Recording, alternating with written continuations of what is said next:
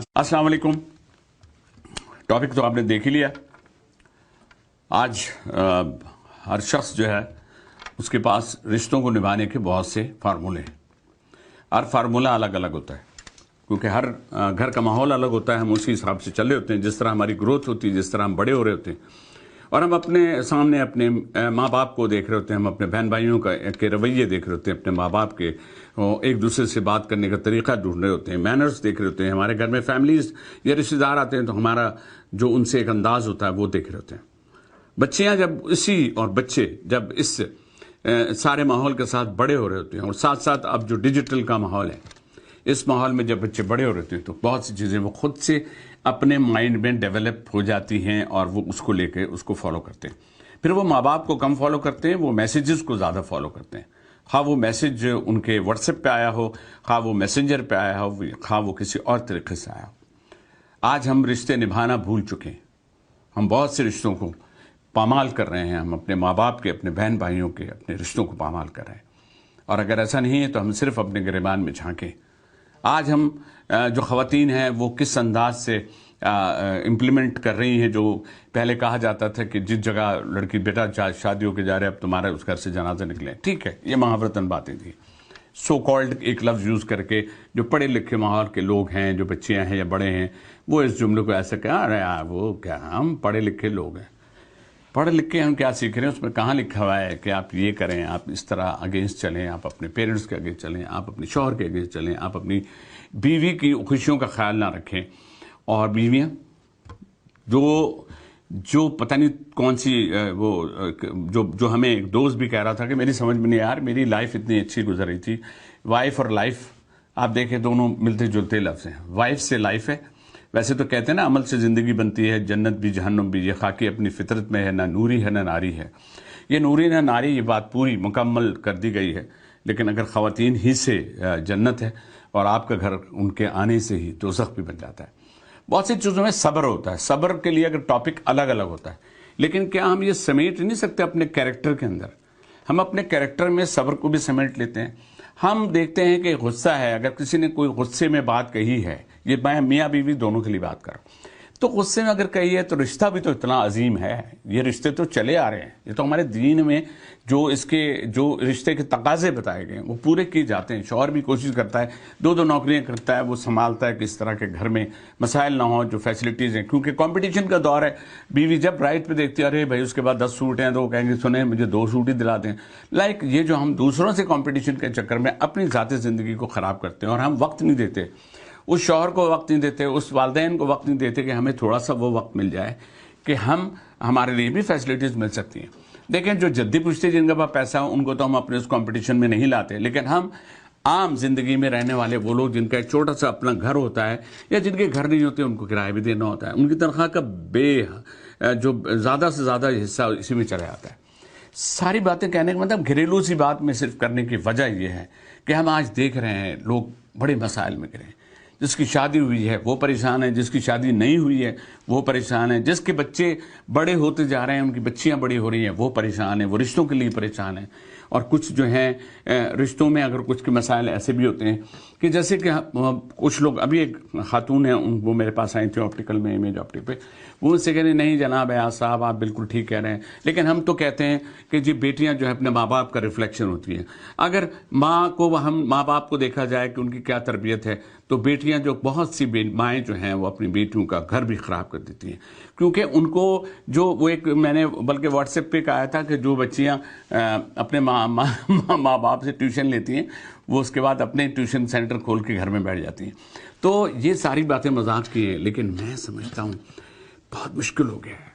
लड़कों की भी कमी है, लड़कियों की भी कमी है। लड़कियों को अगर अच्छी एजुकेशन दे दी तो उनके अंदर एक मैं आ जाती है, और मैं तो जब आई थी एक फरिश्ते में मैं आ गई थी तो वो शैतान बन गया। तो हम और आप क्या चीज़ है, उस मैं को ख़त्म करें और रिश्तों की पाकीज़गी और रिश्तों की जो हुर्मत है उसको लेकर चलें। तो ये रिश्तों की बात मैं इसलिए कर रहा हूँ कि मेरे पास बहुत से डिफरेंट किस्म के लोग क्लाइंट हैं। जब वो आते हैं और हमें बहुत सी बातें, कोई हमसे कह रहा है हमारा मैरिज ब्यूरो है यार साहब, कोई हमसे कह रहा है हमें हेल्प करें, हमारा ब्यूटी पार्लर है, कोई कह रहा, मैंने कहा तो आप लोग, आपके हस्बैंड तो बड़ा ठीक ठाक जॉब कर रहे हैं, कहाँ पूरा होता है? تو یہ پورا اس لیے نہیں ہوتا کہ وہ مہنگائی کے ٹاپک پہ تو ہم الگ ہی بات کریں. ہر آدمی کی ضرورت زندگی پوری نہیں ہو رہی ہے. اور آپ دیکھیں ریسٹورینٹ میں اتنی رش ہے, مال میں اتنی رش ہے, سب جگہ پہ ٹائم پاس کرنے کے لیے تو ویسے تو کوئی جاتا نہیں ہے. اور پھر دیکھیں فرسٹریشن ہوتی ہے, کچھ چیزوں کو دیکھ کے کریونگ ہوتی ہے, یار یہ والی چیز کتنی چل رہی, میں کیسے لوں گی. تو آپ کسی سے ادھار لینا یا خواتین کا میں نے ایکسپریشن دیا, مطلب یہ دونوں کے لیے. لڑکے پھر بھی دیکھیں نا, لڑکوں کو کیا ہے کہ رف اینڈ ٹف ہونے کی وجہ سے لڑکے ایک ہی جینس میں 4 شرٹیں بدلتے ہیں, لیکن ایک جینس سے گزارا کر لیتے ہیں. خواتین کا تھوڑا سا اس لیے ہے کہ بیوٹی کا تعلق بھی ہے, بناؤ سنگار کا تعلق بھی خواتین سے ہوتا ہے. تو ہم آج بات کر رہے تھے کہ اس رشتوں اور ان کے رشتوں کو نبھانے کے لیے صبر کا دامن ہمیں نہیں چھوڑنا چاہیے, ہمیں وقت دینا چاہیے. لڑکیوں کو شوہر کو ان بیویوں کو وقت دینا چاہیے, بیویوں کو اپنے شوہر کو وقت دینا چاہیے. کیونکہ ہم اگر ہتھیلی پہ سرسوں جما کے بہت اچھی چیزیں کرنے کی کوشش کریں گے, ہم نے تو یہ سنا تھا, ہم نے تو یہ دیکھا تھا, ہمیں تو یہ پتہ چلا تھا, ان چیزوں سے آپ بہت جلدی میں اپنے بہت سے کام جو آپ کے شوہر کے دل میں ہوتے ہیں یا بہت سے کام جو بیوی کرنا چاہتی ہے وہ نہیں کر پاتے. تو کیا اس کا کیا ہے حل؟ آج بھی کتنے رشتے, کتنے ڈیورس, کتنے خلا, کتنے یہ چیزیں ایسے بڑھ رہی ہیں. پہلے کہا جاتا تھا کسی کے ساتھ لفظ طلاق لگ جاتا تھا تو سمجھے موت آ جاتی تھی اس گھر میں. آج پراؤڈلی یہ چیزیں کہی جاتی ہیں. خلا ایک ایسی ہے, ایک رائٹ ہے جو کہ ابھی ظاہر ہے کہ ایک آرڈر پاس ہو گیا. اس کے بعد سے خواتین, ارے آپ کو کانفیڈنٹ ہونا ہے تو اپنے فیوچر کے بارے میں ہو, آپ کو کانفیڈنٹ ہونا ہے تو اپنے اس جس ماحول میں آپ رہ رہی ہیں اس کے لیے ہوں. آپ جس جگہ جاب کر رہی ہیں وہاں کانفیڈنٹ ہوں, اس کمپٹیشن وہاں پہ آگے بڑھے.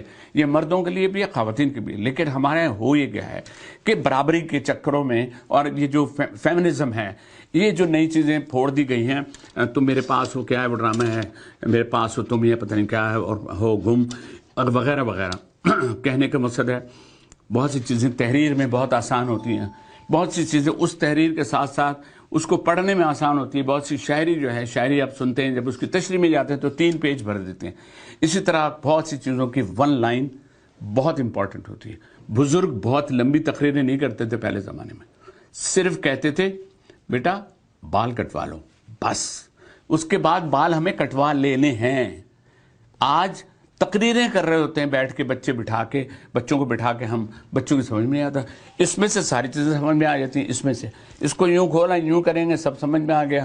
سینٹیمنٹس کو جو ہے شکل ایموجیز کی دے دی گئی ہے. کوئی کسی سے پیار کا اظہار, محبت کا اظہار, تکلیف کا اظہار اور غصے کا اظہار اگر کر رہا ہے تو اس کے پاس الفاظ ختم ہو گئے ہیں. کیونکہ اب ہم بول کم رہے ہیں, صرف ہم ایک کلک پہ چل رہے ہیں. یہ ایسی کلک ہو جائے گی اور اچانک ہم اوپر پہنچ جائیں گے, اور پھر اللہ کے آگے ہم کو جب حساب دینا ہوگا تو یہ سارا ختم ہو جائے گا معاملہ.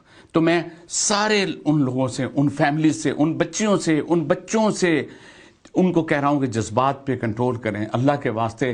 ہمیں اسی ملک میں اپنے اللہ پاک کے صدقے سے ہمارے پاس ایک ملک, آزاد ملک آیا ہے. یہاں رہ کے ہم اپنی فیملی میں یہ دھبے کیوں لگائیں؟ کیوں ہم رشتوں کے ان دراڑوں سے, ان رشتوں کی مشکلوں سے, اس میں اگر کسی کی کوتاہیاں ہیں تو کیا آپ معاف نہیں کر سکتے؟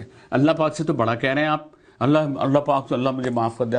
اللہ سے ساری توقعات آپ معافی کی کر رہے ہیں, لیکن آپ بندے کو معاف نہیں کر رہے ہیں. اور اگر کہیں آپ معاف کر بھی رہے ہیں, رویہ بہتر رکھ رہے ہیں, دل میں کدورت رکھ رہے ہیں, تو اگر دل میں کینہ اور کدورت رکھ کے آپ کسی سے ملتے ہیں تو یہ تو بہت ہی منافقت ہے.